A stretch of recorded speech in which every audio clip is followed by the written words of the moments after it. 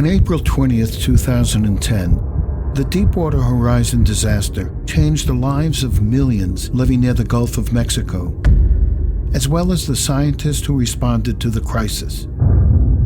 These are some of their stories, intimate portraits of research, innovation, discovery.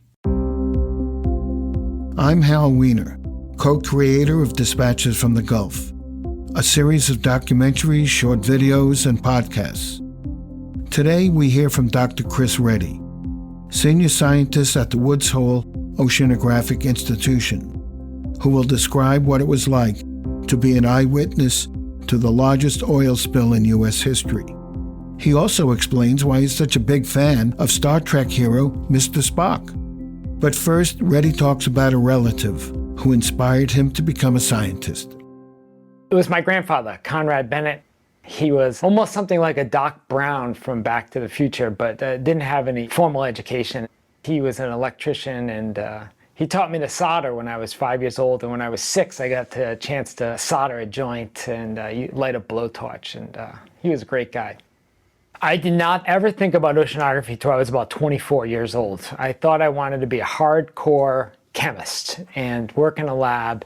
And then somehow or another, I ended up finding that chemistry in the environment was a lot more interesting than chemistry in a flask. And next thing you know, I was interested in environmental chemistry and oceanography. My whole career has been studying oil spills. I have worked on oil that's been released from Japanese tankers in World War II, oil spills from 1969, from a variety of spills, and other spills from around the world. But after years of oil spill research, Chris Reddy's career suddenly took an unexpected twist.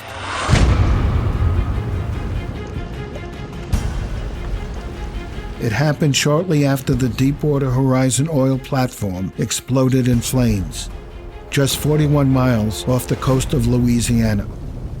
I got a phone call from a friend of mine who works for the government, and he said, "You have to get involved in this spill. This spill is going to change your life. It's going to change your career. It's going to define every part of the rest of your life. This is a spill that is never going to be seen again. You have to get in the game and get down here." It didn't take long before Dr. Reddy was in the middle of the largest and costliest oil spill in U.S. history. It was very much surreal. I mean, I was as close to the well as any scientist could be. I was right over it in June of 2010 while the oil was still leaking. At that time, they were burning off oil as well. The smell, the sounds, the heat from the flames. Very much challenging to be a scientist, not to be overwhelmed by other parts of your senses. And I made a lot of mistakes as a scientist because I think I was very much in the fog of war. It was very challenging. You were tired, and you were very excited. I mean, this was overwhelming in terms of just the amount of oil there and the opportunities to do really good science in my respect. So, but you're not sleeping. You're worried about air quality monitors. You're worried about flames. You're worried about everything that you never worried about because you had 100 boats within a 5-mile radius. So everything just got harder. Soon, scientists from around the world converged on the Gulf of Mexico.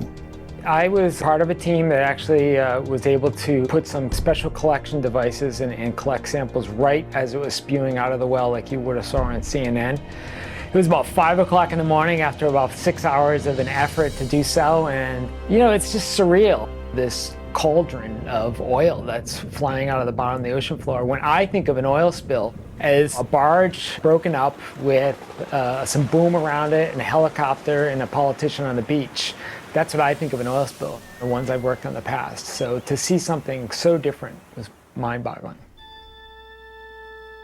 Surprisingly, it was Dr. Reddy's connection to a childhood TV hero that inspired him to work through the distractions of an extremely chaotic event. Spock is perhaps one of the most passionate people on television. He is incredibly wanting to know and be a good scientist, but he presents it in an unbiased, dispassionate way. Mr. Spock, are you all right? Yes, I believe no permanent damage was done. What happened? The occipital area of my head seems to have impacted with the arm of the chair. No, Mr. Spock. I meant, what happened to us? That we have yet to ascertain. Emotions are alien to me. I'm a scientist. You want to be open-minded, and that is what makes Spock so great. That's what you want in science. You want people to be excited about doing a great job and delivering a great product, but you want to be unbiased in your presentation. At the end of the day, I think about oil as a bunch of different molecules, and I'm interested in where all those molecules go and how Mother Nature attacks them and whether or not they last or stay. And so I try to go out and collect as many different oiled samples and try to figure out who's winning this war of nature versus oil. Chris Reddy's search for oil residue often takes him to a popular beach near Fort Morgan, Alabama. After the Deepwater Horizon blowout, these shores and marshes were covered with oil. 6 years later, Reddy still finds traces of oil along the water's edge. I'm supposed to be a chemical oceanographer. People think I travel all over the world and seafaring. I just rented a car, drove 45 minutes, pulled up on a beach, and I'm going to be doing my field work within, 100 feet of the parking lot. So we're going to start looking for samples. They have a little orange glow to them, about as big as a ginger snap cookie.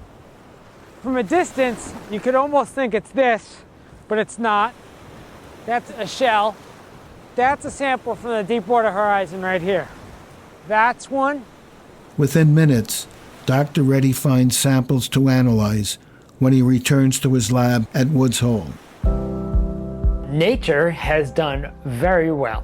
What I've been seeing more recently, that a lot of the oil compounds that we would have thought might have lasted a decade, maybe only lasted about a year. So a lot of reactions that occur with sunlight in particular have happened much, much faster than we would have predicted. I think some of the big surprises is that the sun has done a remarkable job of breaking down these oil molecules much, much faster than I would have thought, and has added a whole new appreciation about how powerful the sun can be breaking down oil in the environment. We still find oil on some beaches, but it's very trace amounts. And we know there's some oil in salt marshes in Louisiana. But after that, it's really hard to figure out whether or not there's any identifiable oil. And so obviously you have to keep looking. Today, thousands of scientists, oceanographers, chemists, engineers, biologists are all working together to develop newer and better ways to understand and ease the impact of oil spills. To learn more about their work, visit our website at dispatchesfromthegulf.com. Funding for this podcast was provided by a grant from the Gulf of Mexico Research Initiative. And thanks for listening.